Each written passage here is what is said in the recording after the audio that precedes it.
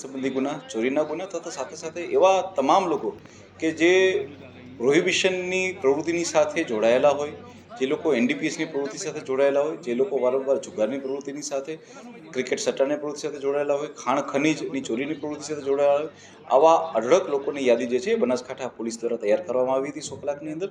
અને આવા તમામે તમામ તત્વો કે જો એમની પાસે ગેરકાયદેસર નળ કનેક્શન, ગેરકાયદેસર ઇલેક્ટ્રિસિટી કનેક્શન કે એ લોકો ક્યાં દબાણ કરેલું હોય તો તેની ઉપર પણ કાર્યવાહી કરવામાં આવી રહી હતી. બનાસકાંઠા પોલીસના તમામે તમામ સ્ટાફ અને ખાસ કરીને બધા જ પોલીસ શ્રેષ્ઠ તથા એલસીબી અને એસઓજીના સ્ટાફે સાથે મળી અત્યાર સુધીમાં 265 જેટલા આવા ઇલીગલ કનેક્શન કે જે ઇલેક્ટ્રિસિટીના હોય કે નળ કનેક્શનના હોય એ લોકોને કાપી નાખવામાં આવે છે.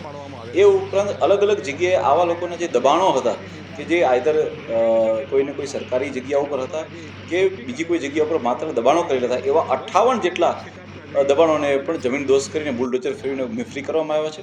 આ સિવાય હજી બીજા 583 જેટલી જગ્યાઓને આઈડેન્ટિફાઈ કરી મામલતદારશ્રીને રિપોર્ટ કરવામાં આવ્યો છે.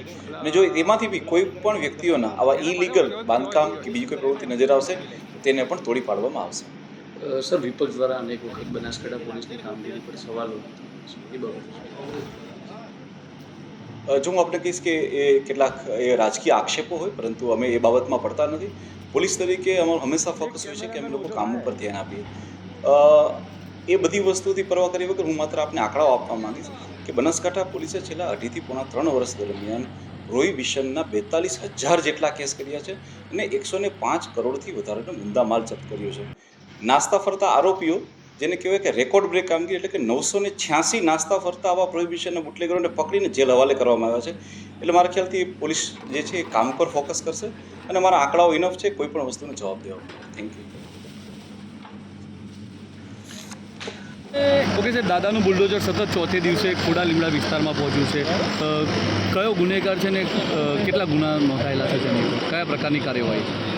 માનનીય હોમ મિનિસ્ટર સાહેબ, માનનીય ડીજીપી સાહેબ નાઓએ જે અસામાજિક બુટલેગરો વિરુદ્ધમાં કડક કાર્યવાહી હાથ ધરવા માટે જે સૂચનો અને નિર્દેશ આપ્યા છે તેના અનુસંધાને માનનીય શ્રી અક્ષરાજ મકવાણા બનાસકાંઠા એસપી નાઓના સતત માર્ગદર્શન હેઠળ આજે સતત ચોથા દિવસ પાલનપુર પૂર્વ પોલીસ સ્ટેશન વિસ્તારમાં અસામાજિક તત્વ